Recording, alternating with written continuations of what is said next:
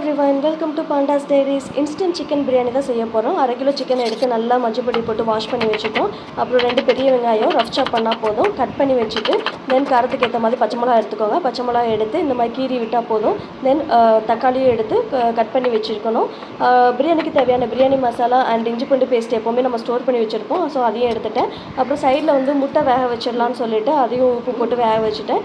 தென் குக்கரில் வந்து ஆயில் ஊற்றிட்டு பட்டை, சீரகம், சோம்பு இதெல்லாம் இருந்துச்சுன்னா அதையும் ஆட் பண்ணிக்கலாம். தென் பச்சை மிளகா அண்ட் ஆனியனை போட்டு நல்லா ஃப்ரை பண்ணிட்டேன். ஆனியன் வேகிறதுக்கு மட்டும்தான் இதுக்கு டைம் ஆகும். ஒரு 4 மினிட்ஸ் வேகும்.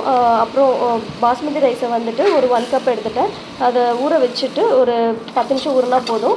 1 கப்புக்கு 2 கப் தண்ணி ஊற்றிக்கணும் குக்கரில் நம்ம போடும்போது. தென் தக்காளி போட்டுட்டு இஞ்சி பூண்டு பேஸ்ட்டு நான் போட்டு நல்லா வதக்கினதுக்கப்புறம் பிரியாணி மசாலா ரெடி பண்ணி வச்சுருந்தோம்ல முன்னாடியே அதையும் எடுத்து போட்டுரும்.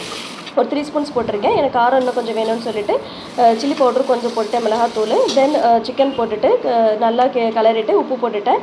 கொஞ்சமாக தண்ணி ஊற்றி வேகிற அளவுக்கு பார்த்துட்டு ஒரு 5 மினிட்ஸ் வெந்ததுக்கப்புறம் பாஸ்மதி ரைஸ் ஊற வச்சதையும் எடுத்து உள்ளே போட்டுட்டு நல்லா கலரி விட்டுட்டு உப்பு செக் பண்ணிவிட்டு கொத்தமல்லி போட்டுட்டு நல்லா மூடி வச்சிடலாம். ஒரு 3 விசில்ஸ் வந்தால் போதும்.